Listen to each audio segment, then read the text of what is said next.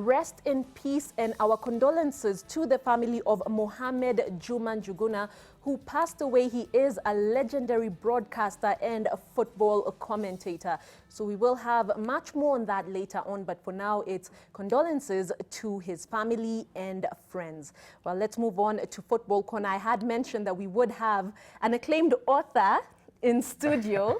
I am talking about Zachary Oguda, who, as you can see right here in front of us, is the author of Away from Victory. So before we get into the book, Zach, first of all, congratulations on the book and welcome to studio. Thank you, Ada, for having me here. Yes. So how are you feeling about the book? What was the process? Let's start from there. What was the process you went through? How long did it take to write this book?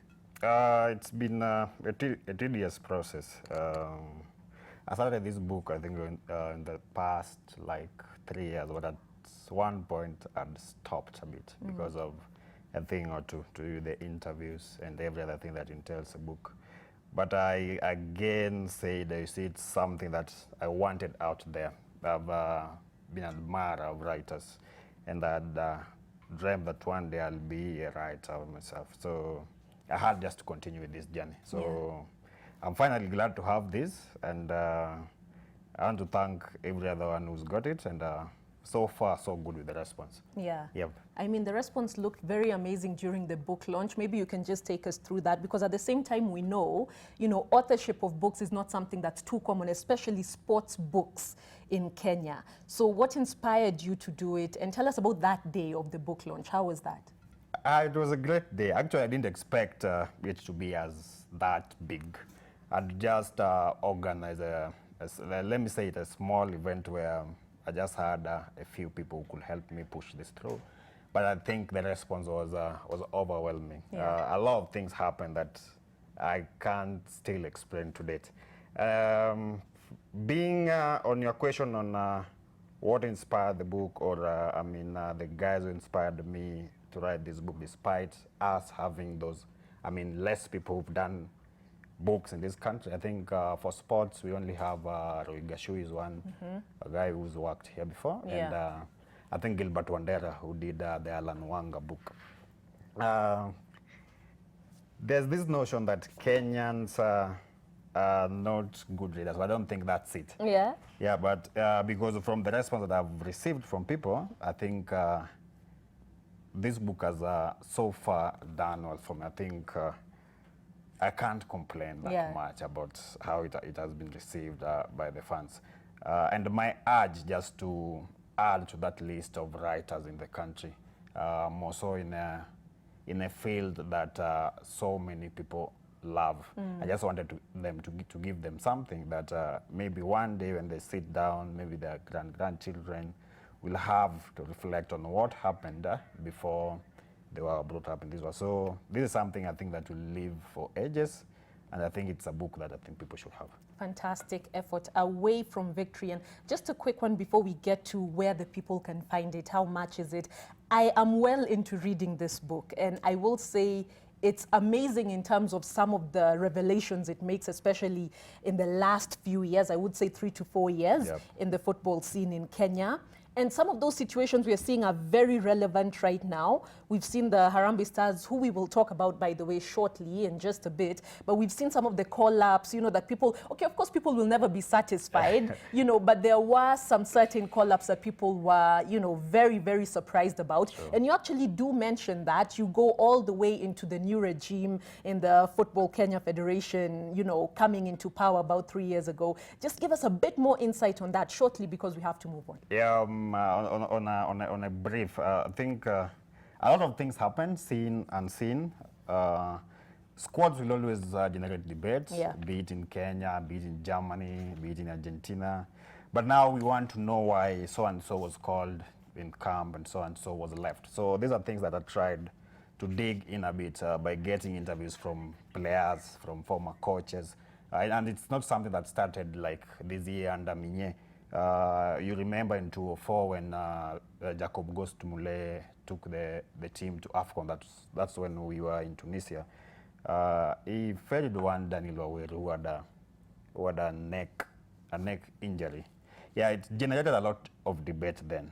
That was in 2004. we were asking about Masood Wanga and the likes of Jesse Were right now. So they tend to correlate. There's nothing that has changed that much. You see what they say is the more things change, the more they stay the same. Yeah, so I hope that in the book, maybe the guys will be coming after Minye in the generation to come. They'll be picking a thing or two on how to do things and how best you can get out of the national team. All right, so might be a case of same script, different cast. Away from Victory, where can people get it, Zachs, and how much is it going at? This book goes for 1,000 shillings for every other person. Yeah.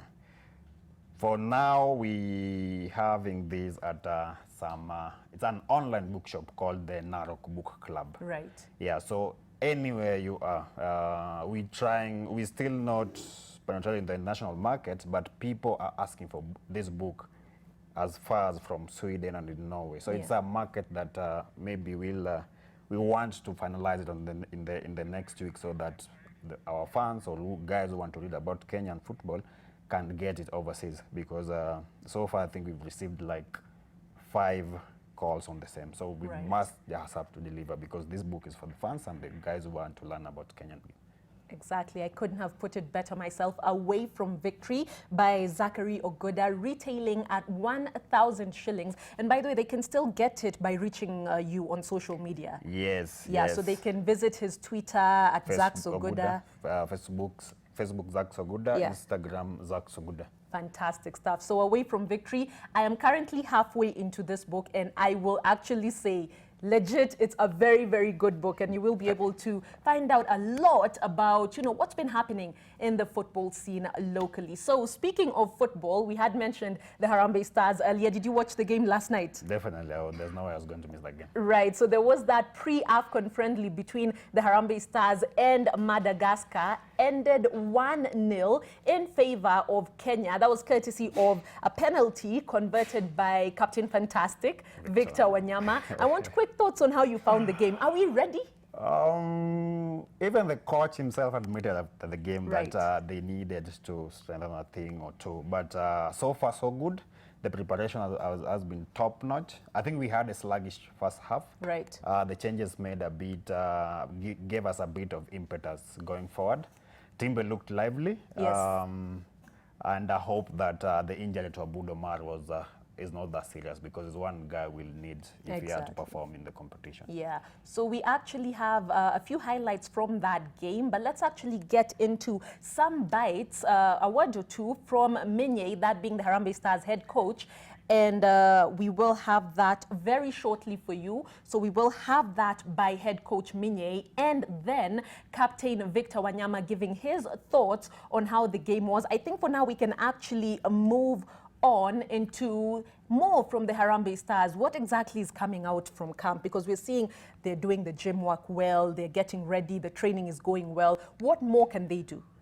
I think the time is short. I don't think they'll change a lot. If Minye is going to drop players, maybe two to four players, because we need 23 players in camp. Yeah. So basically what they're doing now is what they'll do at AFCON. So it's just a bit of changes, seeing who can fit where at what time, because I'm very sure Minye knows his first 11. He just wants to get guys who can complement the first 11, so that maybe if a plan doesn't work, he can throw a few people to change things in favor of the team. Exactly. So we'll see how that plays out. There is still one more friendly that the Harambee Stars will take part in. But for now, let's have a look at the week that's been, especially in that Paris camp for the Harambee Stars. There was news about Michael Olunga. A lot of people walikuwa mehaha kidogo, polo wondering what exactly is going to happen with the Kashiwa Resolve striker, because the Japanese club had, for a while there, actually refused to release him.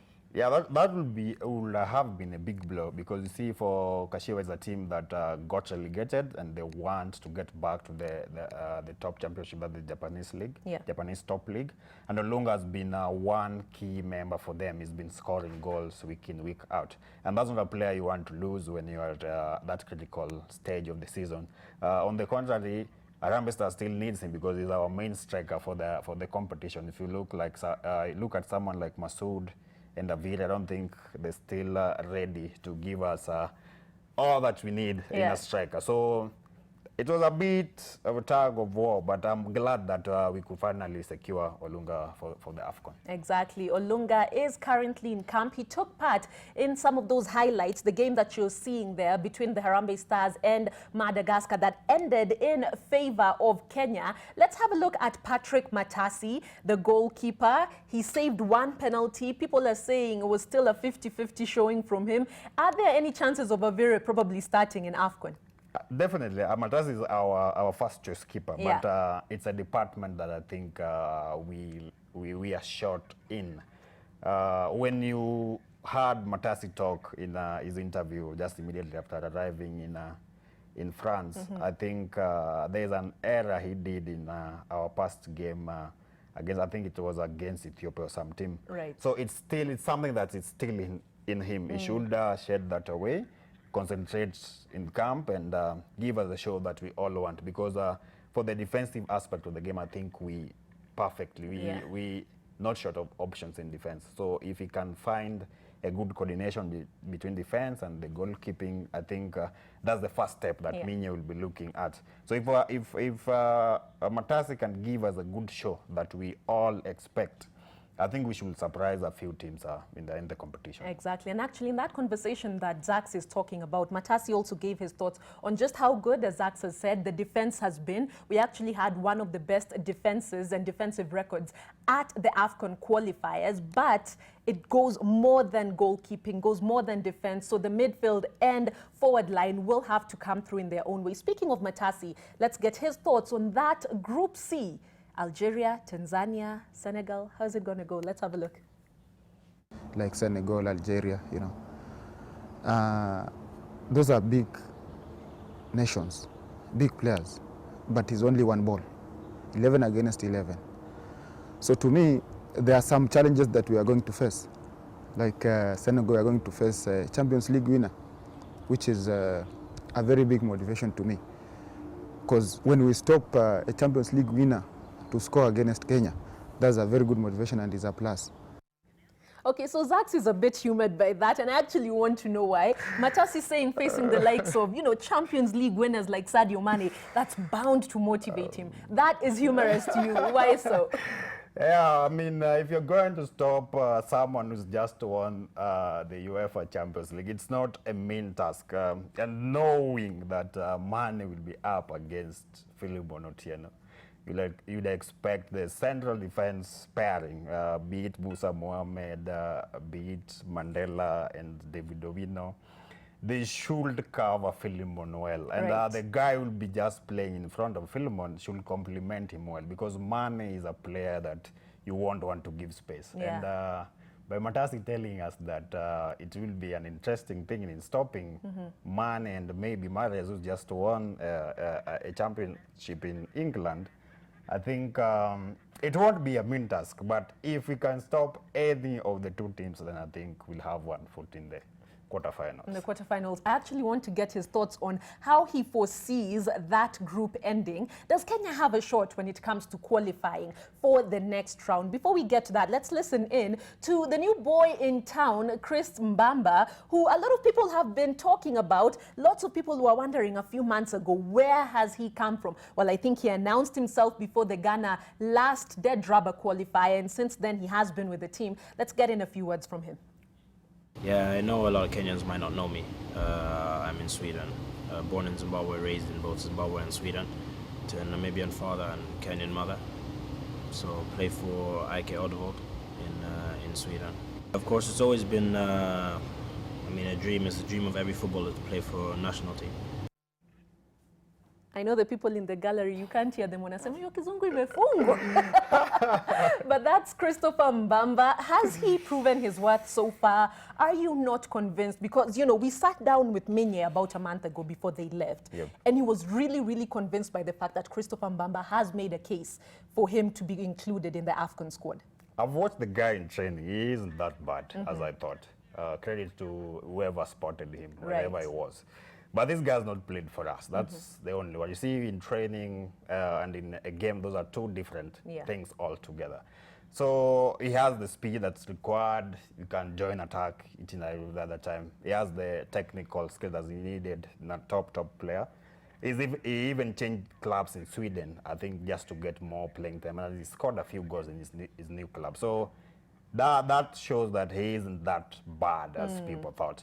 So I don't know why he wasn't fielded in yesterday's game. I wished he was fielded for us to maybe gauge his prowess in now games, not just in training. And I hope to see more of him, maybe in the DR Congo friendly that is coming.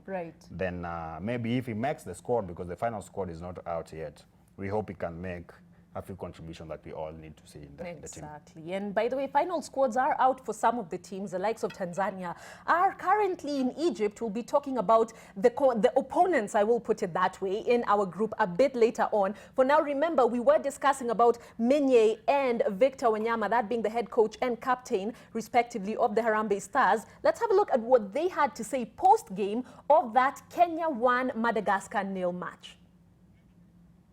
And it was better in second half. I think it was a problem of attitude. But it's difficult because we have also new players. It was the first call-up of Avire, the first call-up with me for Ayoub. And we didn't play all of us together in the same time. It's a huge problem in football. You need to be a compact team with 11 players concerning by the game in the same time. We rectify after in second half, and it was better. I know the game was good, but we need to put our head down, learn from our mistakes here. We did a lot of mistakes also as well today. You know, when you win games like this, it gives you confidence going to the next one with the big confidence, and also is a morale to us players. And it's just important to start this way. Well, Menye and Wanyama there. And Menye actually talking about what Zach's here was saying, just in terms of a few mistakes were made. The same sentiment has been echoed by Wanyama there. But it's all about maybe the team gelling. Just a quick one from you in regards to your reaction to that. You know, Menye saying that the team is yet to gel. Do you think it's true? He's the coach. I want to believe that he knows his team better than every other person. But for me, I think our defensive unit is sorted. What it means by gelling, I think, is the attacking aspect of the game. You see, this was the first game for Timbe under Menye, and a first for a few players, people like Avile, under Menye. So he expects a few changes here and there. And just back to my sentiments, I think this is one guy who has already known what his first 11 is. He just wants a few players who can add him a different dimension to the squad or to the game that he already has in mind. Okay, just a few comments from the viewers. MC Orango Rogers saying #TopSport. By the way, big up for that. Use the #TopSport. I won't read your comments if you don't use the hashtag. MC Orango, you say the Harambee preparations have been at top gear. They stand a better chance of qualifying to, or rather from, the group stages. Vincent Biegon, you say they are good players and very determined. Mjumbe Atenya unasema you're already tuned into the best sports show in Eastern Central Africa. Buambie. #TopSport on a favorite TV channel, NTV. Just a quick one from Abdallah Mdambo. You say #TopSport. For now, you can rate Harambee Stars, by the way, as being at 40% is what Abdallah says, because Algeria is a very strong team in African compared to Kenya. But this time you think the Harambee Stars have definitely improved. Interesting sentiments there. Speaking of Algeria, they are in the same African group as Kenya. Let's first talk about Tanzania. Watu wanasema wako chonjo. They've already reached Egypt. Your thoughts? You see, there's a Swahili say that I think this show is a bit of the kutangulia kuba siku lewa. So they might have been there early, but I don't think Tanzania stand a chance in this group. Really? They don't stand a chance. Samata can do nothing for them. Samata has been around when Algeria washed them 7-0. We'll give them just two or three goals for being good neighbors. But I think Tanzania, they are a tricky team. The way I think someone like Jacob Ghost Mule said, we shouldn't underrate them. If we just take the game seriously, I think they'll be there for the taking. We just need the right attitude and spunk them in a real good way. So I'll request the team to have the right attitude in that game because I think we're meeting them in our second game. Yeah, so even if we don't get a favorable result in our game against Algeria, this will be a very, very huge game for us.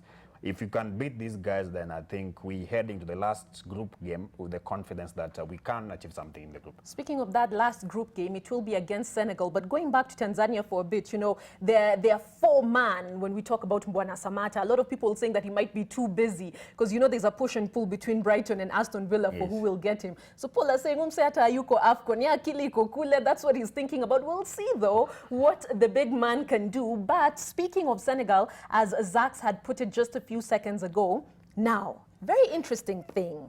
You know, the likes of Senegal and Algeria could be because the weather is favorable for them. True. But they are in camp in their home country. They haven't really moved out. Senegal are in camp in Senegal and a place called Sali. True. And Algeria are in camp, of course, in Algeria. What does that say about them as opposed to us and some different countries who are going maybe to the UAE, who are going to France and Spain and all that? I think the weather or the training environment is a very important part of preparation.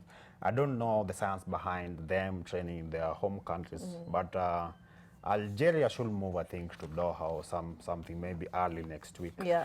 But it's a team that you won't want to underrate, whether they train in their home country or whether they train in any other place they train in. These are professional footballers who know what is required.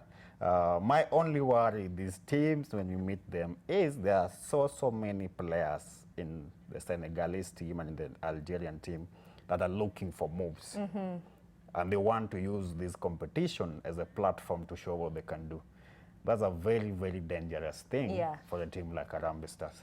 We need to get all our acts together and concentrate on these guys if we are to get something. Algeria is not all about Mahrez alone. Exactly. Senegal is not all about Mane alone. It will take us a lot. It requires a lot for us to stop these guys in the group. Yeah, and speaking of Mane, by the way, he is yet to join camp, courtesy of that Champions League win. Matasi talking about earlier how he'll be facing a Champions League winner. Mane is yet to join camp, and so is Alfred Ndiaye, who will actually be taking part in Malaga's fight to survive relegation in the Spanish league. So those two players will be joining camp hopefully in the next 1 week or so. Their last group game, as we said earlier, will be against Kenya. So hey, needless to say, they will be coming full frontal for Matasi and the defense line. But hopefully the Harambee Stars can do something about it. Quick thoughts on Algeria. We're very pressed for time. My director lets me know we have to go on break. But you know, Belmadi actually naming a provisional squad. I do believe he will actually not the provisional squad, the final 23-man squad. Yes. So they're ready. They're very ready for the competition. Even if it was to start today, I think they'll be good to go. Yeah. Your thoughts on that game between Algeria, it's the opener, and Kenya? It's a tough game. Definitely, it's a tough game. We need, like I said, we need just to have the right mentality heading into this game. If we can't secure a draw, that's my only prayer, leave alone the win. A draw is enough for us to give us that morale boost heading into the next two games in the group. Exactly. So the Desert Foxes will actually be taking part in a pre-AFCON friendly, very, very important, these friendlies, against Burundi. That will be on June 11th. So we will be keeping tabs on just how the other competitors in the Group C of AFCON will be doing. But for now, of course, we do wish the Harambee Stars all the best. Let's have a quick run-through of the FIFA Women's World Cup before we go on break. It was France 4, South Korea 0. First, before we get into the technicalities of the game, how do you feel in terms of, is the women's game getting the advertisement that it needs? Is it getting the promotion it needs? Because we know right now in Paris, there's the French Open currently going on. Last week was the Paris Sevens Rugby HSBC leg going on. And somehow it feels like all these overshadowed a World Cup just because it's the women's game. Your thoughts? Actually, yesterday in our office, there are very few people who knew that there was a World Cup that was going on yesterday. So I think women game is growing. It maybe in not that so speed that we want it to grow. But at least the steps that have been taken to maybe bring it closer to the people, I think there are steps that should be appreciated. Right. They're not there yet, but there are positive steps that should be supported. It's in each and every other country. It's not in Europe again. You see it here in the country. I think more concentration needs to be given to the women so that it be at par with the boys' game. You saw it with the South African FA giving the ladies the same amount of money with the men's game. So those are the things that we want to see so that the ladies can feel like this is something that we can concentrate on and earn our daily living from. Fantastic. That conversation in South Africa going on between Bafana and the Banyana, that being the women's game, to just make them and bring them to par, considering the fact that Banyana, to be honest, do better than the Bafana men's team. Same conversation going on in different parts. A quick one before we go on break. Cameroon, Nigeria and South Africa representing Africa at that FIFA Women's World Cup. All the best, hoping that Asisa Toshoala, the likes of Tembi Katlana can show what they're made of on that platform. We'll be back with a bit more football discussion after the break.